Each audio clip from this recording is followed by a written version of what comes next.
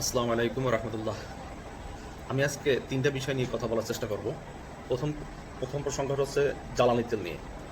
বাংলাদেশ সরকারকে আসলে এই মুহূর্তে আমরা স্মরণ করেই দেই যে কোভিডের পরে যেসব সমস্যা আসছে সেগুলো হচ্ছে ভিন্ন ভিন্ন, কিন্তু এখন যে সমস্যাটা আসছে সেটা কোভিডের মতোই বলা চলে।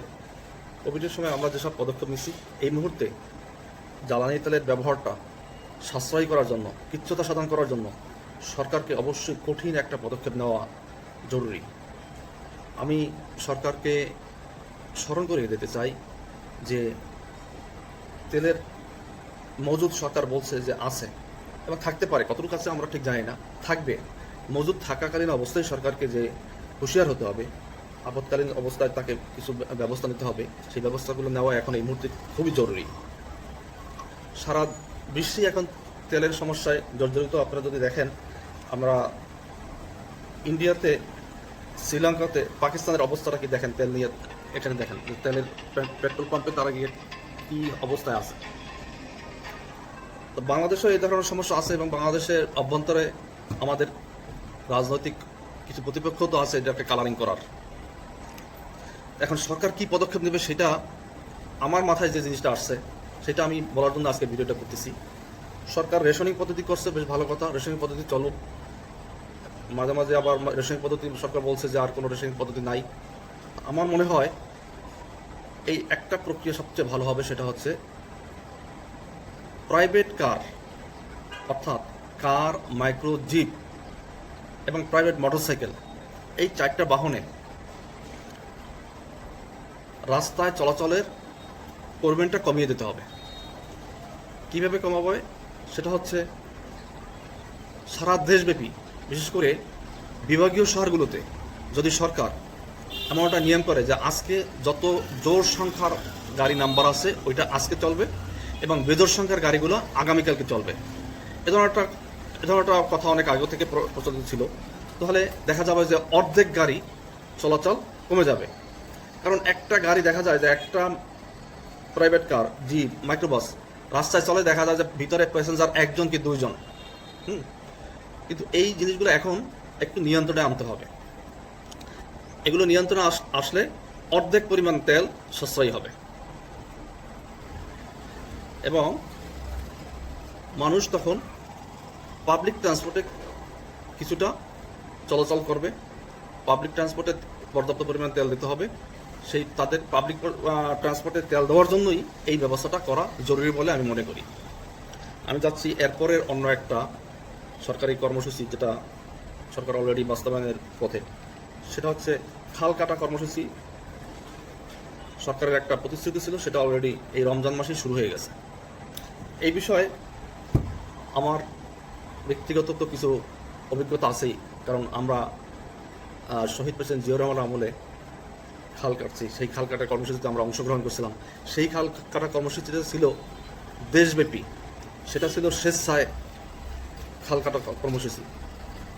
স্কুল, কলেজ, মাদ্রাসা, সরকারি অফিস আদালতের সকল শ্রেণীর কর্মকর্তা কর্মচারী একটা নির্দিষ্ট সময় তারা খাল কাটা কর্মসূচিতে অংশগ্রহণ করা বাধ্যতামূলক ছিল।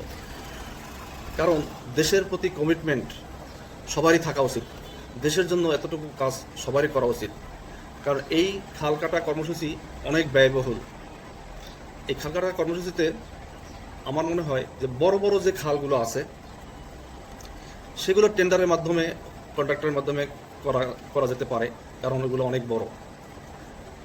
আর ছোট ছোট যে খাল আছে সেগুলো শহীদ প্রেসিডেন্ট জিয়াউর রহমানের যে কর্মসূচি ছিল সেইভাবে যদি নেওয়া হয়, সেই কর্মসূচি যদি নিয়ে আগানো হয়, অর্থাৎ স্কুল কলেজের ছাত্ররা, শিক্ষকরা, মাদ্রাসার ছাত্ররা, শিক্ষকরা, কলেজের ছাত্ররা, শিক্ষকরা, তারপরে সরকারি কর্মকর্তা কর্মচারী সবাই, হ্যাঁ, এক এক দিন প্রোগ্রাম করে, এক একটা সেক্টর এক একদিন প্রোগ্রাম করে এই কাজগুলো করতে হবে। তাহলে দেশের প্রতি আমাদের কমিটমেন্ট সেটা ফুলফিল হবে।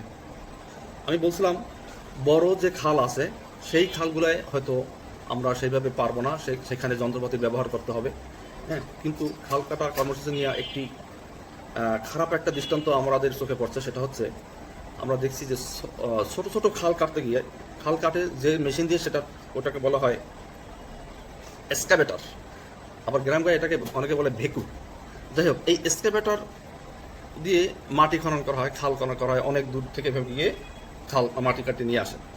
এই এক্সকাভেটর নিয়ে একটা খারাপ অভিজ্ঞতা আছে, সেটা হচ্ছে গ্রামের ছোট ছোট খাল কাটতে গিয়ে দেখা যাচ্ছে যে এক্সকাভেটর চলতে গিয়ে এক্সকাভেটর খালের পাড়ে নিতে গিয়ে সাধারণ মানুষের বাড়ি ঘর ক্ষেত খামার সব তছনছ করে তারপর খালের কাছে গিয়ে সে খাল কাটে, যার পরিপ্রেক্ষিতে খাল কাটায় যে উপকার হয় তার চেয়ে 1000 গুণ বেশি ক্ষতি হয়। সব কিছু ভাঙচুর করে তারপর সেই এক্সকাভেটর, সেই ভেকু সে ওই খালের যেখানে কাটবে সেখানে চলে যায়, যার ফলে সাধারণ মানুষের যথেষ্ট ক্ষতি হয়।